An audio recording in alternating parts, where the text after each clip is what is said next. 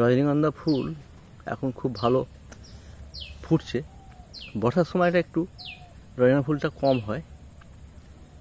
February March থেকে রজনীগন্ধা ফুলের ফুল ফোটার সময়টা খুব ভালো টাইম। ফেব্রুয়ারি, মার্চ, এপ্রিল, মে মাসেও ভালো ফুল ফোটে।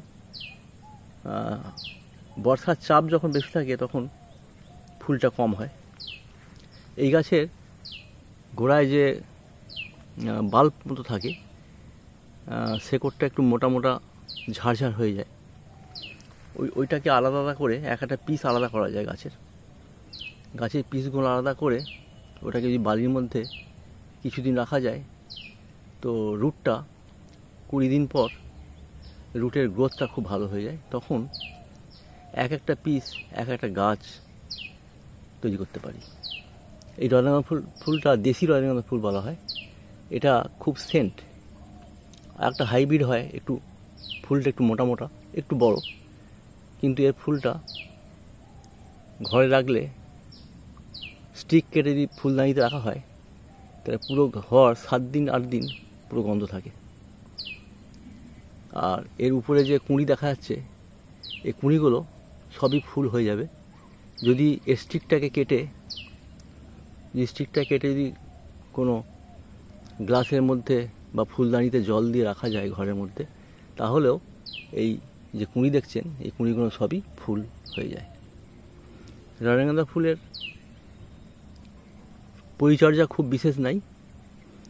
যখন স্টিকটা উঁচু হয় তখন একটা লাঠি দিয়ে বেঁধে দিতে হয়, নাহলে পড়ে যেতে পারে। আর গোড়ায় মাটি একটু উস্কো খুস্কো করে খুঁজে দিয়ে তার মধ্যে সরষে খোল জলে ভিজিয়ে 1 দিন পর একটা গাছে যদি 1 কাপ করে ঘুরিয়ে দিয়ে দেওয়া হয় তাহলে এর গ্রোথ খুব ভালো থাকে, ফুলের সাইজ বড় হয়, স্টিকের মধ্যে কুঁড়ি অনেক বেশি আসে। আর বিশেষ কিছু পোকামাকড়েরও আক্রমণ খুব দেখা যায় না।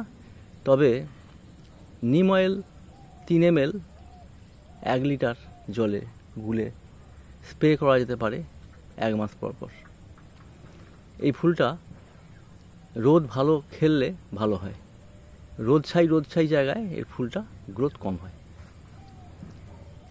আর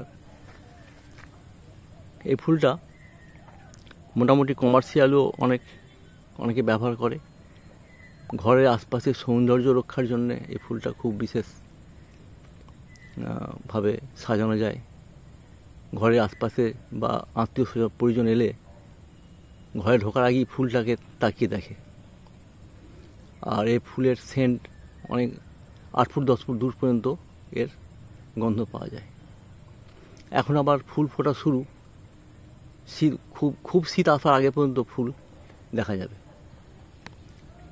আজকের ভিডিওটা যদি ভালো লাগে লাইক করবেন, সাবস্ক্রাইব করবেন, অবশ্যই সাবস্ক্রাইব করবেন যাতে পরবর্তীকালে আরও ভালো ইনফরমেটিভ নলেজেবল ভিডিও তৈরি করতে পারি আপনাদের জন্যে। আশা করি আপনারা সকলে ভালো আছেন, ভালো থাকবেন। ধন্যবাদ। Thank you.